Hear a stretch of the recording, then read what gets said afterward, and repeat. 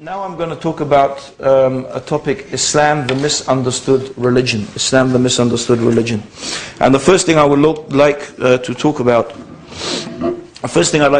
is Islam itself. What does the word Islam mean?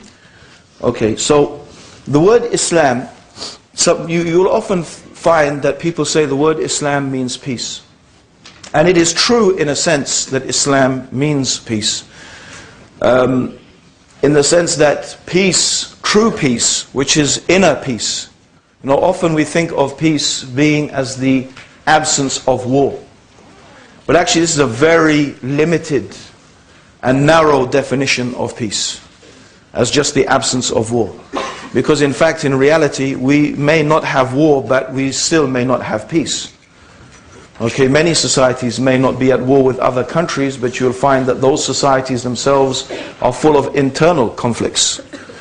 No, peace is a product of Islam, and when we say peace, we mean a deep inner tranquility that is something that for the one who really truly follows Islam, they will experience peace. But actually the word Islam itself means submission. It means submission. Okay, and before the film Fitna, yeah, there was another film which was called, I think, by a Danish filmmaker. He called it Submission. And I think it's pretty obvious the question I'm going to ask you. What do you think of the word submission in the context of your average Norwegian? Yeah, what do you think that's positive or negative? Huh? Submission. Do you think that's a positive word or a negative word for your average Norwegian? Huh? Yeah, it's negative, right? If you say Islam means submission, they'll say, yeah, Islam means submission and we have freedom. So I'm not interested in that, thank you very much, right? Because submission, in the context certainly of the Western ideologies, is a very negative concept, okay? But what I really want to talk about, is what does submission mean? What is the reality of submission? And in fact, I would like to point out to you that submission is something that we do all the time in our lives. We are always submitting in our lives throughout our lives. In fact, I would like to lay a challenge down to every freedom-loving person, okay? Because the term freedom really, similarly, if you look at freedom, it doesn't exist. There is no such thing as absolute freedom. No society leaves you absolutely free to do absolutely whatever you like. Is that true or not? It's true. Okay? So, freedom in an absolute sense is something that just does not exist. When a country says we are freedom, we believe in freedom, of course, if you discuss with intelligent people, what they mean is they will say, no, we are more free in this and this and this area than other nations. But that's not how it's sold to you. It's not how it's sold. Because actually you're being sold an idea. And the idea you're being sold is freedom. And everybody likes the idea of being free. Actually, I would say, the ideal is that you could leave everybody absolutely free to do whatever they like, and there's no rules to govern their behavior, and people would just automatically behave in the best way. That would be the ideal, right? Okay? We don't have any laws, we don't have any rules, everyone just behaves in the right way, everyone treats each other in the right way, Yeah? And this would be the ideal situation, right? No government, no control. Okay, but this is unrealistic. There's no historical precedent, really. Maybe some islands, I don't know, somewhere, who have something like that. But human beings, this is not something that we find that human beings have ever been able to accomplish something like that. So all society, all human societies, including this one in which we live, they are trying to strike a balance, right? They're trying to strike a balance between two things. One is individual freedom. One is individual freedom, and the other is limiting that freedom in order to protect society. Because when human beings live together, and we talked about this yesterday, what we need to do as society in order that different people do different jobs and society is able to run and people conform to laws and they obey those laws, what we have to try and do is socialize people. We have to try and get people to buy into an ideal and a concept, a way of living, and according to this, people are given different tasks, people do different duties, people follow laws, and this is the reality.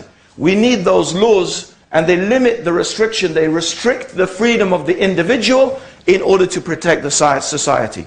And the debate that is always going on in every society, and sometimes it's more obvious than others, how much do we limit the freedom of the individual in order to protect the society? Yeah? Now this is very, very clear in America and Britain, where we have had terrorist attacks. Okay? So Britain and America, they've had terrorist attacks. And this debate, this whole debate has come to the forefront. Because obviously America, especially, used to be very much concerned with, freedom of speech, and many freedoms that people are given. Okay, so American society is concerned with that. But now they have passed a whole series of very, very draconian laws, which is known as the Patriot Act. And these laws, obviously, they restrict the freedoms that people have. So what you have is a statement that's an oxymoron. It's a type of contradiction in terms. In order for us to continue our freedoms, we're going to have to limit your freedom. This is what they say. So in order for us to keep on being free, we have to limit your freedom. And this is the same thing, the debate is in UK. Is that how much can we keep restricting people's freedoms in order to protect our society? Because what happens is we get to a stage where we don't even respect what we consider to be human rights anymore. Because in order to protect ourselves from terrorism or whatever it may be, we have restricted the humans so much that we even now begin to trample upon and restrict their human rights. Okay? But actually, this is the debate that all societies are having all the time. But one thing I want us to realize, whether we are Muslim, Christian, Jew, whether we have a secular outlook, there is something that all of us, I think, have in common. Right? And it's disingenuous for anyone in the press or for politicians, okay, or even to suggest really otherwise. That we all have something in common. The vast majority of us, whoever we are, whatever we are, most of us want to live in a peaceful society and a prosperous society. We are concerned that we want our children to be protected. Okay, we want to be protected. We don't want our goods to be stolen. We don't want our children to be preyed upon. We don't want our women to be raped. Yeah? We don't want people to have psychological problems. Okay? We don't want violence in the streets. We want to be able to live in a society where we can buy, where we can sell, where we can exchange goods, where we can try to live a prosperous, happy life. Now, most human beings, that's what they want. Right? That's what they want. Muslims are not any different.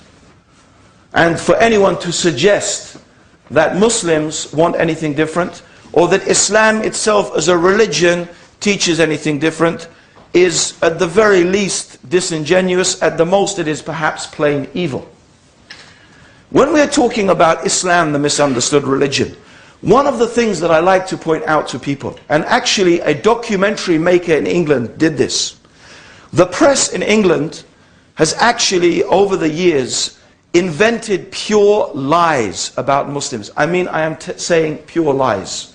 And one documentary maker, he actually commissioned a university study to look at the news reports about Muslims and to actually analyze them and actually trace down and question the people whom they had been claimed. For example, Muslims want Christmas banned. Yeah? This comes up again and again. Muslims want Christmas banned. In such and such council, in such and such province, yeah? Muslims demanded that Christmas trees should not be such and such, right? In fact, when the journalist went and they actually interviewed the council said, this is absolute rubbish, no such thing happened, right? All that happened was one Muslim was asked to come to a Christmas party and said, I'm sorry, I can't come to the Christmas party or something. And from that was really a total lie. For example, another type of lie is Muslim in hospital demands that his picture is taken down from the wall, right? Okay, I mean, I hear this is something that someone had, maybe it happened, but there are stories like this which they were discovered were actually absolute fabrications, lies, right? The other thing was Sharia law. Muslims want to implement Sharia law, okay? And then what did they do? They went around, they actually did a poll and they interviewed Muslims and they said, do you want Sharia law in England, right? And they found like 40% of Muslims said, yes, they want Sharia law in England and this and that. So they came with these statistics, okay? And there was a big hullabaloo about Muslims want Sharia law in England, okay? And actually what this journalist did is he took these headlines and all he did, something very simple. He took out the word Muslim and he put the word Jew. That's all he did. He took out the word Muslim and he put in the word Jew. And then he went on the street and he showed people, Jews want their own law. Jews want to be able to practice their own laws. Same headline, but the word Muslim was taken out. And he said, what do you think of this headline? They said, that's very racist. That's anti-Semitic. That's inflammatory. Right? Okay? Jews want Christmas banned. Oh, that they shouldn't say that about Jews, yeah? I mean, all the headlines you went, and he showed them a whole series of these headlines. They just replaced the word Muslim with Jew. And then he went and said, actually, those were not real headlines. Here are the real headlines. And he showed them what the papers had said. And you should have seen the faces of those people, right? Looking ashamed of themselves. Ashamed of themselves, right? I guarantee you, brothers and sisters, and whoever's here is not a Muslim, anything you have against Islam, I can find something worse in the biblical law, which Jews adhere to and they believe in. In fact, there are so many death punishments in the biblical law, I can't remember, I haven't counted them. One of them is breaking the Sabbath. The punishment for breaking the Sabbath is death. The punishment for hitting your parents, according to the Judaic law, is death. Hitting your parents is death, right? But we don't find anyone going out and, Jews claim that you should kill your parents, yeah? Jews claim you should slaughter your children for touching their parents, yeah? And stuff like that. Because quite rightly, I have to say, these type of words and these type of statements, right, are inflammatory.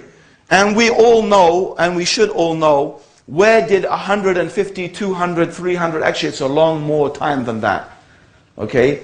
Actually this type of attitude towards Jews started a long, long time ago in Christendom.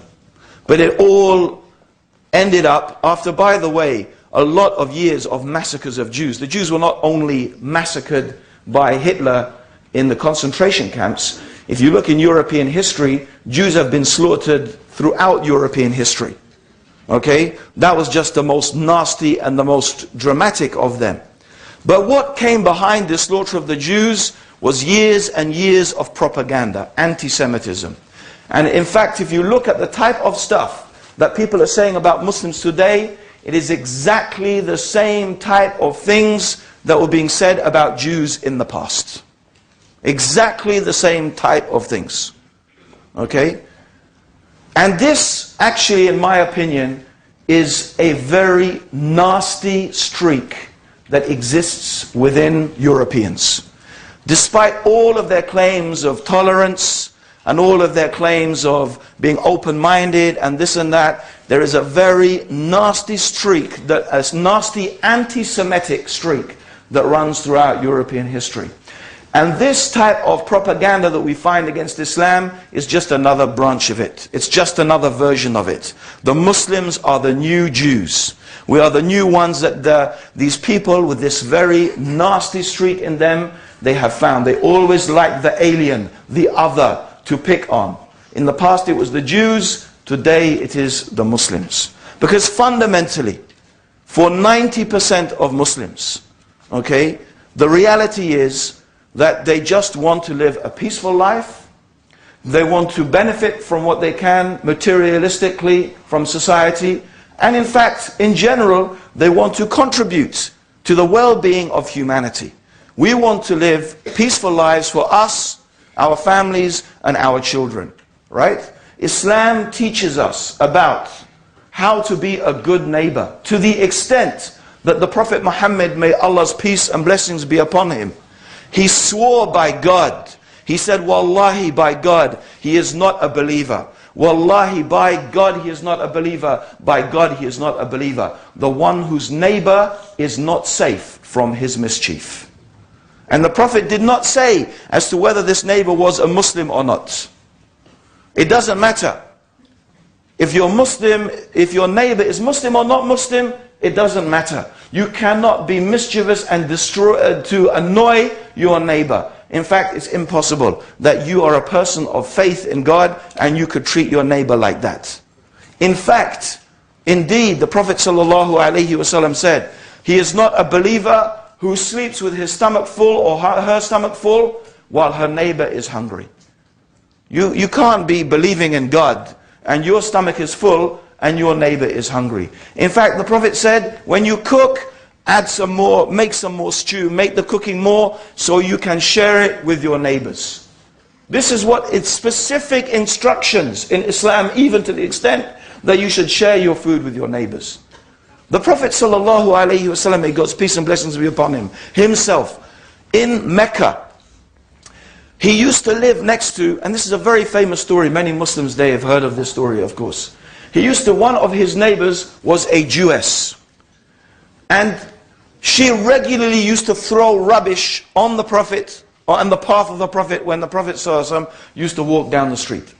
Regularly she used to do this. And one day, the Prophet was walking past the street, and what did he notice? No rubbish that day thrown on him. Right? So what did he do? He went back and he knocked on the door. And the maidservant of the house answered the door. And he started asking, you know, is your mistress okay? Is she well? Is there anything I can do for her? You know, I'm her neighbor, I live just close by. If there's anything I can do to help her, please just let me know. Okay, something along these lines. Okay. When this woman, she heard about this, she said, Ashhadu an la ilaha illallah wa ashhadu anna Muhammad Rasulullah. I testify there is no God but God, and Muhammad is the messenger of God. Only prophets have character like this. So this is how the Prophet Muhammad treated his neighbor. There was a great scholar of Islam, his name was Sufyan al-Thawri, and next to him used to live a Jew. His neighbor was a Jew. So many people used to come and beg this Jew, let me buy your house. They used to offer him huge amounts of money to buy his house, because they wanted to live as Muslims next to this great scholar. And he kept on refusing. And he said to them, where am I going to be able to find a house and have a neighbor like Sufyan? Where am I going to find a house and I'm going to have a neighbor like Sufyan? This is our religion. Okay? So this is our deen, is that our deen is seeking to create a better society. We all agree, therefore, any sensible person, and the only person I really who think will not agree with this, are the extremists on both ends of the spectrum, right? They will be the extremists on both ends of the spectrum. The neo-fascists, right? And the Muslim extremists. But in between that are the ordinary people. So in reality, what are we saying? We are saying, look, we agree upon the same things. The only thing we disagree upon is how do we reach that goal. Here's the goal we want to reach. And we all want to reach the same goal. But we are disagreeing really about the means that we reach that goal. Okay? How much freedom should the individual have? And in what way should we punish those people who transgress those limits? Right? But if you look at it, the argumentation about, oh, you punish people like this and you punish people like that, these are in reality the externalities. You know, these things are not evil in and of themselves. They are really different goals, different means to reach the same goal, the same destination. Now it may seem to the eyes of people who live in Norway or England or I don't know wherever at the moment, people may say, oh, these laws that you Muslims have, they are very barbaric. Yeah? And I will admit, from the point of view of someone who's brought up in the West, they seem very barbaric. Right? Chopping the hand off the thief, for example. It seems very barbaric. Okay? There's no doubt about that. If you're brought up here, that's how it's going to look. Okay? But what is the objective? The objective is that people will live in a safer society. Similarly, we all agree that stealing is bad, don't we? Right? I don't think anyone's going to disagree that stealing is bad. No one who's had their property stolen and has had things taken from them is going to think that's good. Right? So we're talking about what is the solution to the problem? How do we reach the goal that we want to achieve? We have different opinions about that. Okay? Now you may say the punishment is harsh, but then we can point to examples historically and even in the world today where that punishment is implemented. First of all, very few people receive that punishment, but in spite of that, the society is really, really safe. People can leave their goods, people can leave even their gold, their cars, they leave doors open and people are not harmed. Even in England, in UK, I recently, just the other day, had my bike stolen, okay, from the back of my garden, right? And my wife was going around, okay, knocking on the doors of neighbors, and so many people said we've had the same problem, right? And my wife, she's actually sometimes a bit more fiery than even me, and I have to say, calm down a bit, you know, and whatever, right? And she was saying to the neighbor, you know, I think we should probably chop their hands off, it's a good thing. And the neighbor's going, yes, that's a good idea, right? I think that's it. And you would be surprised how many people, right, would agree with that, right? You see, in Islam, it's not about some mad Muslims as hordes going around, jumping on some person they think is a thief and just slashing their hand off like that. And we got him, here's his hand. You know, like in that film, what's that film, that superhero? I forget it now. Anyway, I just saw like 3 seconds of it, and he sharpens this thing and he chops the hand off this terrorist, you know, and comes with the hand. And what's it called? I don't care, but anyway. The point being is that you'd be surprised how many people would say, yeah, you know. Because what? Really, seriously. Okay, in Islam, we're not talking about gratuitously just, you know, amputating people's hands. No, it's not like that. It is a legal process, like any other legal process. No one gets punished or should get punished according to Islamic law until they have gone through the proper legal process, just like any other legal process. They have to go to court, they have to go to the judge, right? And you see, the baby's agreeing, okay? Yeah, okay. And, you know, and just like any other legal process. And there are conditions. There are conditions. For example, if the person who stole, right, is stealing out of some great need or necessity like hunger, extreme hunger, or, you know, there is some severe family problem and, you know, whatever. I mean, the punishment is for people who are gratuitously stealing. That's just, they just steal because that's what they do, not because they have some need. So there are conditions that have to be laid down, just like every other punishment. But we have to ask, yes, it may seem to us, right, that it is, you know, severe. And so on with many of the Sharia punishments. But in reality, we also have to be honest, and we have to look at society. You know, and I don't know much about Norwegian society, but obviously I live in, I live in London. And the part of London where I live, okay, every single week we are hearing about kids who are shooting each other, who are stabbing each other, who are killing each other. We hear about perfectly innocent people being beaten to death by gangs of youth, literally in front of their daughters, in front of their children, right? It's actually becoming so common that now they don't even half the time bother even mentioning it in the newspapers, right?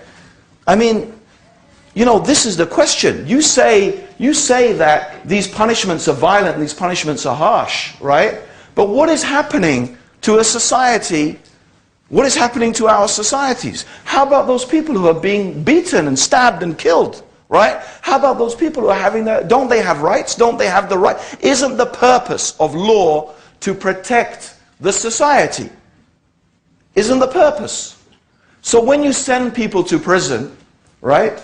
Now you may argue, and you see, we all want to achieve the same thing. We all want a peaceful society. But you will say, no, we are humane, okay? We don't do these barbaric things. Okay, well, okay, fine, that's, in my opinion, just polemics, right? But what do? You send people to prison. I don't know about Norway, but let's talk about England, for example, right? If it's the same, you'll know what I'm talking about. What happens in prison? Most of the time. Most of the time when people go to prison, right, they sit down with other thieves, other criminals, and probably they'll sit down with people who committed worse crimes than they even did. Right? And what do? They sit there feeling, oh, I'm so bad, I shouldn't have done that, I'm going to be a good boy next time. Right? You know what they do? They sit down with the other thieves and criminals, and those other thieves and criminals teach them how to commit crimes. Right? If he didn't know how to pick a lock, by the time he's out of prison, he'll know how to pick a lock. If he didn't know how to break out a window, he'll know. Because you know what? He's gone to a university of crime. No, it's serious. He's gone to a university, or she's gone to a university of crime. And so when that person comes out, are they thinking, oh, I'm not going to do this? No, they say, I'll do it better next time, and I won't get caught, because I've learned some new tricks that I didn't learn before. Now you tell me, does this stop the thief from stealing? No. 80% people reoffend. Does it protect society? It doesn't protect society. In fact, you've just made society worse. Right? So, let's just forget the polemics, right? Let's forget the polemics. Let's be honest, right? About what is working as a system, because the whole point of laws is to protect society and to create a peaceful, prosperous society. You know, everyone, I tell you something. 20 years ago, when I became Muslim, I went down to Speaker's Corner in London. Now you can see some of the videos probably of me standing up there, shouting away, right? I wasn't shouting because I was angry. I'm shouting because it's the only way you get heard in Speaker's Corner, right? And I'm standing there, and one of the things I used to talk about, right, is the evil of interest, right? The evil of interest and the system and the economic system that is based upon interest. And I used to talk about how the whole interest-based system is controlling. It's a new means to control and colonize the third world. And it's very cruel and it's very evil, right? Because they generate this enthusiasm through the propaganda, through the media propaganda, which we talked about yesterday, right? Who do the media support? Obviously, they write what their advertisers want them to write. Okay, I'm sorry to say, many journalists are nothing more than intellectual prostitutes. Really. They have intelligence, but they prostitute it to whoever is going to pay them. And you'll see, they will change their mind. One day they will be writing this, next 5 years they'll be writing that. Whoever pays them, they'll write for them. Right? And who is their paymaster? The newspapers and the magazines that depend and rely upon what? Advertising. We went through that yesterday. Okay? So, these banks, they create this, not the banks, but the society, through this propaganda, through the media, they go to the third world, they create in the minds and hearts of these people a perceived need for products they actually don't need. But they create that desire. So what do they say to them?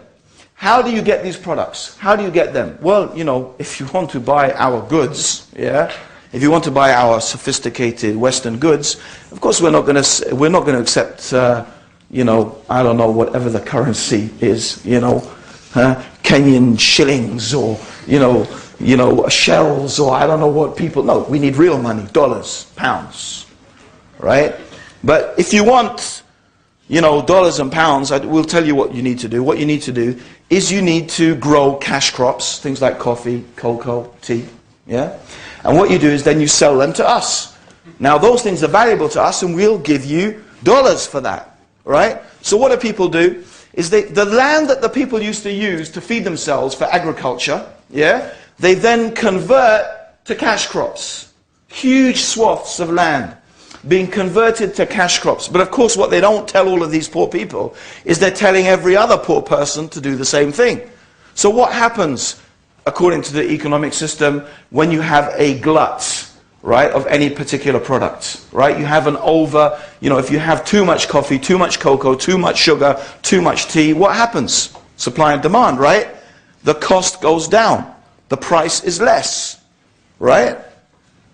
So you have all of these people producing these cash crops, but there's so much of it in the market. So these people who thought they were going to get nice money for it, what do they find? Lo and behold, they're not getting so much money for it. Okay? The money they're getting is less. But they've turned their arable land into cash crops. And now what starts to happen? That people start to get hungry. The food that the land they used to grow food on, they're not growing food on that anymore, they're growing cash crops. They don't have any food. And who comes along? The great compassionate Western nations. They come along and they say, don't worry, we've got heaps of grain, we've got heaps of food, we've got stuff, you know, you just need to buy it from us, we'll sell it to you. Right? Well, we haven't got any money. Don't worry, we'll lend you some money. Yeah? We'll lend you some money. Right? But what you need to do is you need to make sure that your whole economic system is designed in a way that you can earn dollars and pounds and so on and so forth. So what happens? They get in a vicious circle. They borrow money to feed the people, right? They need to turn more land to produce more cash crops, but the price of that never meets their expectation. Then they need to borrow more money, and then they have the interest on top of that, because it's based upon the riba, until the state that we have in the third world now, that the interest on the debt is actually more than the debt itself. That is total slavery. That is so much more effective than sending armies, right? I mean, why would I want to send my soldiers over there to get killed? Let's just enslave them with debt, right? And you know what? This is not only happening on an internet, this is happening to you. You. Your average Norwegian, your average Brit, they don't feel the, well, you know, back in the days when I was trying to say, you know, it's the same for you when you borrow money from the bank. You're becoming a slave. It's like feudalism all over again. You become owned by the bank. The bank becomes like your feudal. And when I was saying that, the people are saying, what are you talking about? Right? What are you going on about? Look at the capitalist interest-based system. It's made the world more prosperous. It's made the world more successful. Look at it. It's dominant. And you know, it's like I was talking into the wind. But you know what? If you say to people today, okay, suddenly now, when people have been hit by the credit crunch, when they've seen that the banks, they are built on air, when they've seen the reality of what Allah said, Yamhaqallahu riba, that Allah will efface riba, Allah, God will, you know, He will make it nothing. And today the world, where did what is it, 750 billion Bush gave to the banks, right? And then now Obama, another 850 billion, right? Where did all that money go? Where did it go? Right? And everyone is suffering. Now you know what? Now when you start talking about the Islamic finance system, that Islam 1,400 years ago had a system of economics that is not based upon interest, that is interest-free, that is based upon business and profit and loss sharing. No, suddenly people now are listening. Suddenly they say, yeah, you people have got something to say. Right? Although, you know what? 20 years ago, we were just talking and no one was listening. So the point here is that really, what do we want? We want the same thing. Okay? We want the same thing. We just have different... You see, but as Muslims, we don't believe that we as Muslims have, we're so clever and, we're so advanced and we sat down and we thought these things up for ourselves. Okay? No. The fundamental difference here, the real difference is, we as Muslims believe that what we have is from God.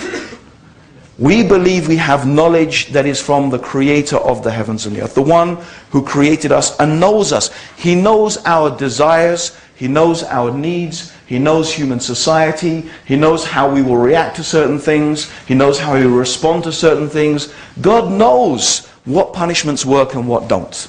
God knows what environment human beings need to live in to have the most prosperous and peaceful and successful society, and where they can live in the best manner, because God created us, right? So this is what it is based upon, right? Our belief is based upon that, and that's really what Islam then means: submission to God. We all submit in our life. We all do things. What is submission anyway? Let's examine submission, right? When you submit, what does it mean? You give up something that you want or you desire, right? And you give it up in order to do something that someone else wants and someone else desires, right? Now I'm sure that, okay, I guess that everyone in this room has parents or a parent, right? Or a carer who looks after them, yeah? Or who has had that in their life, yeah? Okay, most of us have, right? Even if we were unfortunate enough to go to an institution, still applies. Now, I'm sure everyone would agree. Doesn't it often happen that your mum and dad tell you to do something that you don't want to do? Oh yeah, of course there is, right? Okay? So, when your parents tell you, do this and do that, or don't do this and don't do that, although you really want to do that thing, right? Or you really don't want to do that thing, but you go ahead and do it. Or you go ahead and abstain from it. That's submission. You're giving up what you want, right, in order to do something that someone else wants you to do. So you're submitting. You are submitting yourself to the will of your parents, right? Now, there are three different ways that people submit. Either we submit, right, out of love. We submit out of love. We submit because we love those people, we love that person, and we want to please them, and we want to do, we want to do something, and we all do that, right? If you're married, that's what it's all about, right? You don't want to do the washing up, you don't want to do the cooking, talking about the men here, actually. But you know what? Your wife needs help, right? You may not want to do it, but you do it. She asks you to do this, to fix that, to fix this, but you go ahead and do it. Why? Because you love your wife.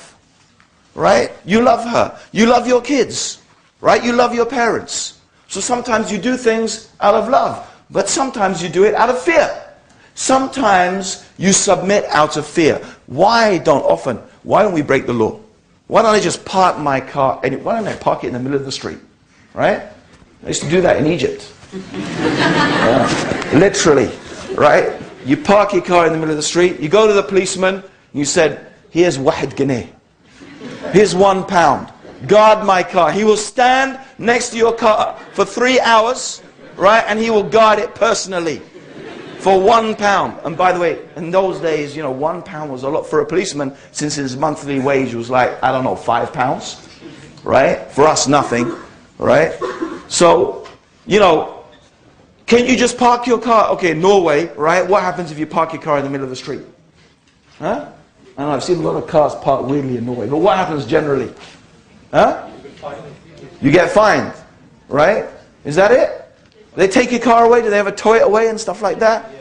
I don't know, maybe people are really chilled out in Norway, right? But in England, my God, any little infringement, your car is parked on a yellow line, this or out of the zone, that's it. Ticket, towed away, clamp, right?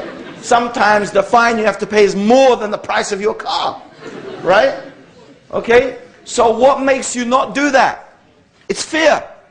It's fear. You're motivated by fear. I'm afraid of the result. I'm afraid of the punishment. I'm afraid what's going to happen to me if I break this law. So therefore, what do? You submit.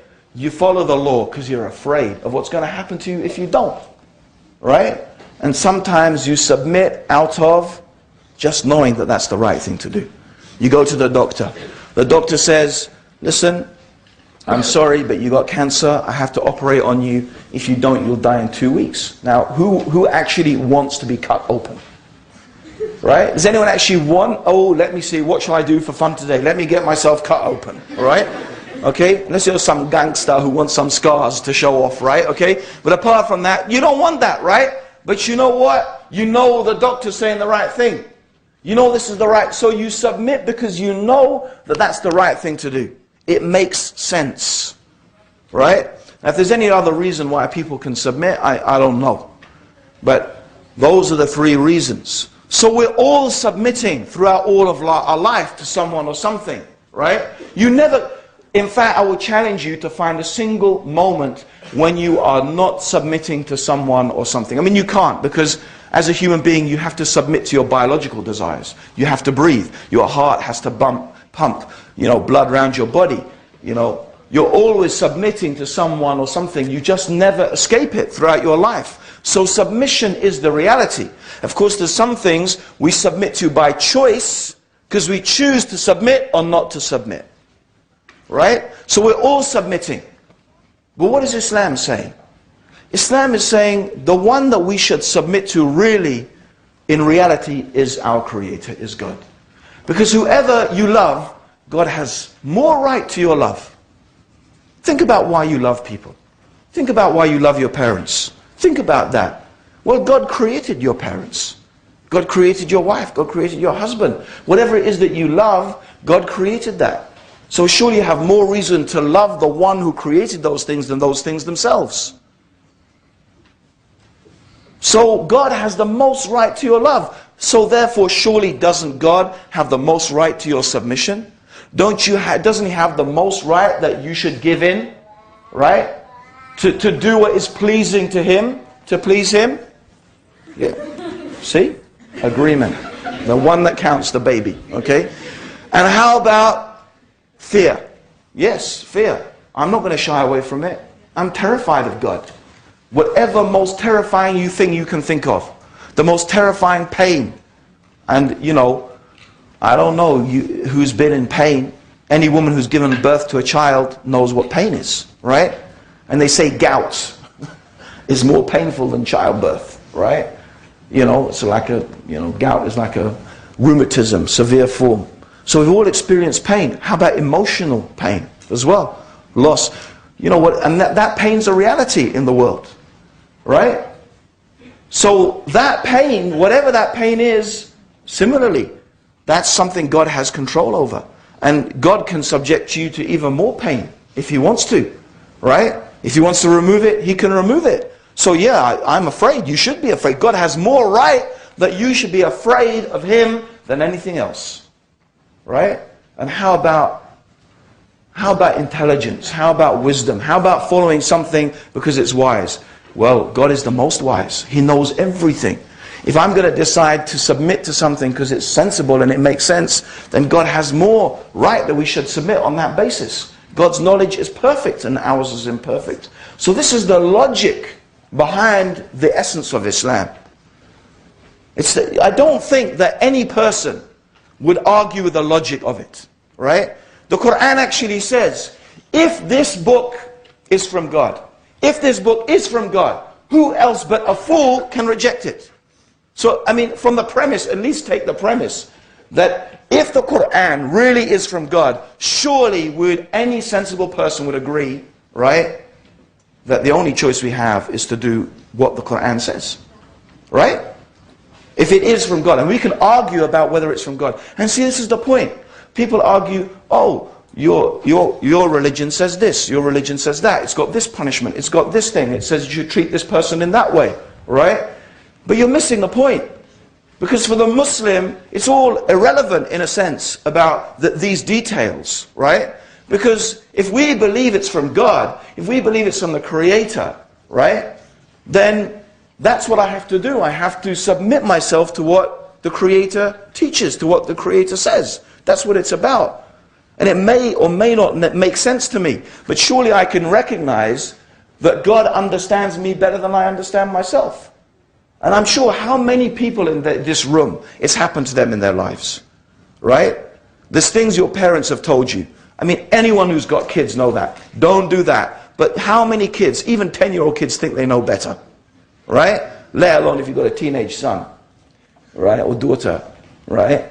You know, you're trying to tell them, you know, don't do this. It's just not the right thing to do. No, they know better. You don't know what you're talking about. You don't know, right? You haven't lived the life that I've lived, right?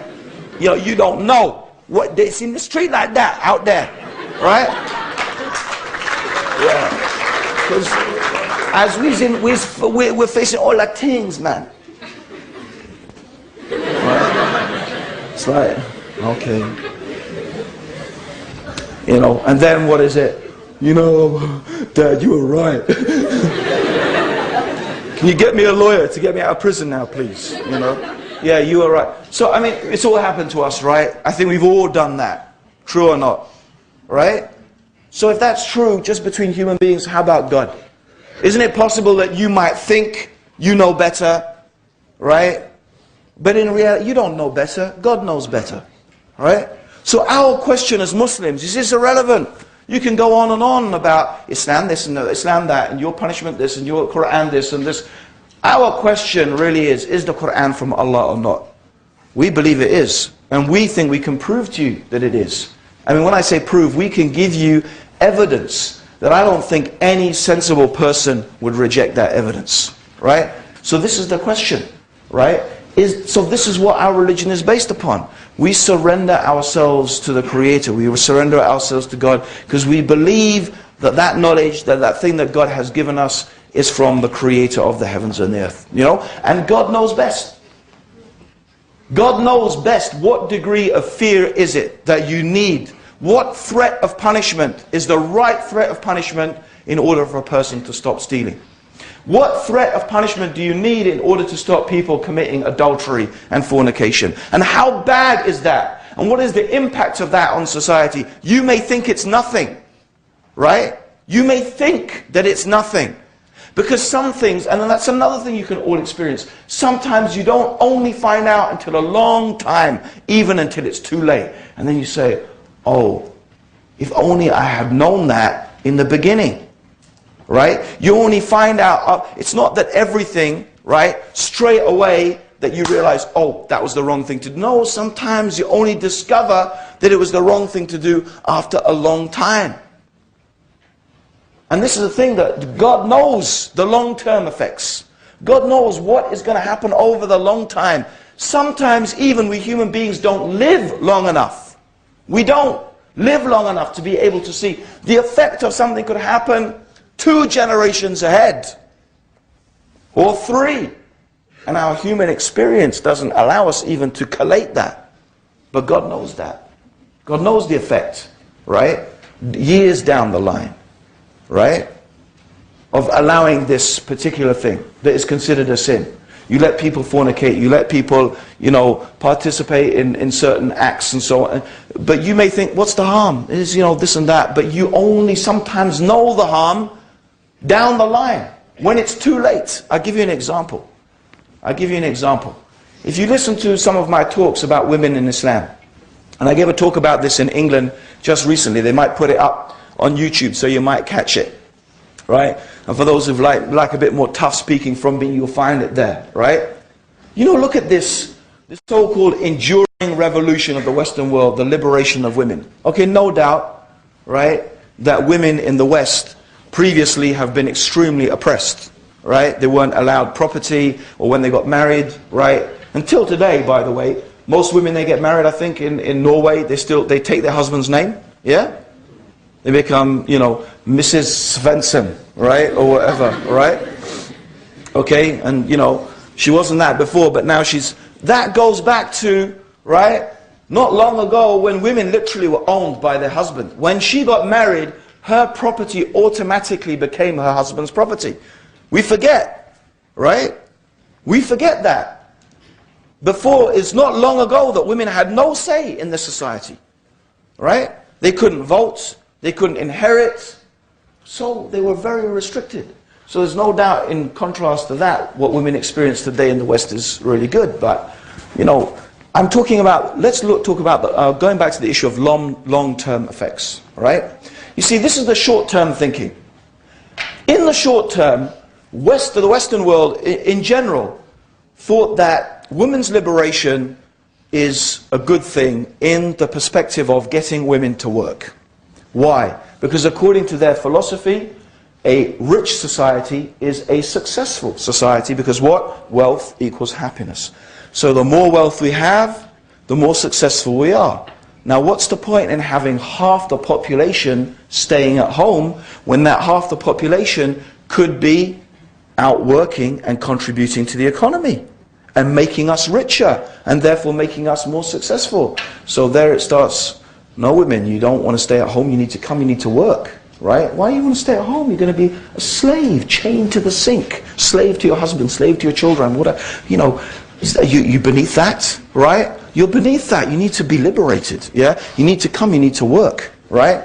Yeah, earn your own money, spend your own money. Huh? Sounds nice, right? Okay, and the women saying, "Oh, that's good," you know, right? So what happens? Women start going out to work. Okay, what do we have, right? 20, 30 years on, right? Some economist starts figuring out, oh gosh, we've got a problem. You know what the problem is? Right? The problem is that since women are all working and they've got now so enthusiastic about being liberated, they're not having babies anymore. And what happens to a society where you stop having babies? If no women have babies, what's going to happen to your population? Huh? You're going to die out, right? You're going to die out. And lo and behold, the Western world, like a light bulb, oh dear, our populations are dying out. It's true. No, it's true. And you know it's true, right? I've got some real sincere advice for Norwegians. If you're afraid about Muslims taking over, have more babies. Yeah, plain and simple, right? But you know what? I tell you the simple truth, they won't do it because they're too addicted now, right? They're too addicted. But you know what? This is the short-sightedness. You know, I mean, you'd think it was really sensible. Women stop having babies, population dies, oh dear, problem for our country. But no, money, money, money. Let's improve our economy, right? I mean, it's ridiculous. It's so simple, right? But that's it. You only discovered that 2 generations. And you know what? Economists now, they realized that when 30% of your population reaches the age of 65, which is retirement age, the economy of your country is no longer viable. Because the amount of money you need to spend on pensions and caring for old people exceeds the amount that your economy can generate. And that is exactly what is happening in Europe now. Right? And believe me, I want to tell you, brothers and sisters, yeah? They say, oh, we let you Muslims come here. Right? We let you come here. And you don't even respect our ways. Right? Yeah? Rubbish. Right? They need you so bad. Right? They need you. They need new people in order to repopulate the country and continue the economy. That's what they need. Right? That's what they need, right? And you know, they would love to have white, blonde people like them, right? But the problem is, Eastern Europe has a worse population problem than them, right? Their demographics are even worse. Generally, in the industrial countries in Europe, they don't have enough people to repopulate, okay? And England is an exception. You know why England's an exception? Because the immigrants are having more babies than everyone else. That's why. Right? So don't be fooled by this, oh, you better be grateful, right? Take off your hijabs, right? Anyway, you'll just fall into the same problem that they've fallen into. You'll get liberated, we'll stop having babies, and then we'll die out, which is maybe what they want, I don't know, right? But anyway, the point being, apart from, you know, the silliness of it all, right? Apart from the silliness of it all, the fact is, all I'm trying to illustrate by all of that, right? Okay? And it actually goes back to my point. Anyway, to finish that, what I'm trying to illustrate is how you can think short term and you'll only realize when it's too late the mistake you made, right? But you know what? If we'd only followed the guidance of God, right? And you know what? You don't even need to be a Muslim. It's there in the Bible as well. As Christianity used to teach that. Go forth and multiply. Christians used to be concerned with having lots of kids because that's not what because that's what God said. They didn't know about economics, right? They didn't know about economic theory. They didn't know about population demographics. They did it because what? God said do it. Right? It's the same. Right? But you leave the guidance of God for the limited, very limited, confused notions of human beings and see what you end up with. Right? And this is by no means, by the way, I want to counter something. I am not saying that women shouldn't be educated. Actually, women should be more educated than men. And the reason is, okay, the reason is because the one who teaches the children and who imbibes with them morality and who teaches them and the future generations are the women. Okay? Women have skill sets that men do not have. Vocabulary, with me being the exception, okay? They have vocabulary skill sets, okay? They have the ability to communicate. And that's actually why, in many places in the workplace, women do very well, is because they have very good communication skills. Okay? And we live in a society that's very much not industry-based anymore, it's communication-based, right? But those skills are built there by Allah. Actually, it's interesting, in some of these things, even if you believe in evolution or you believe in God, you actually come with the same result. You come with the same results. You know, evolution will tell you that women are, you know, biologically programmed for that. And actually we believe that Allah created them. So the result is the same, right? And so this is the thing. We believe, no, that Islam has the wisdom. Islam is not saying women can't work. And Islam certainly does not say that women should not be educated. And, you know, anyone, I don't care how big his beard is, right? Goes around saying that women should not be educated and we should blow up their schools. He is mad. He is insane, right? However, I don't really necessarily believe, in fact, I don't really believe what I read in the newspapers at all, right? But that's certainly not from Islam. Women should be educated because they need to teach the next generation. That's very, very important, right? Okay? And so Islam is really encouraging that, okay? And Islam has this division of labor, okay? That's right. God has made men the maintainers and protectors of women. It's the division of labor. And it's actually the most efficient way.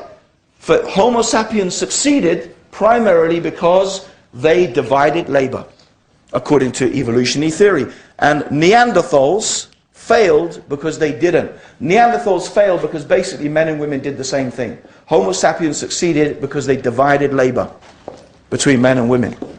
Right? Check it out. Interesting. Which makes, you know, European heading towards Neanderthal times, right? Okay? So, according to their theories, okay? So, brothers and sisters, the point being, all I'm trying to illustrate is the benefit and the wisdom of following the guidance of God in our affairs, okay?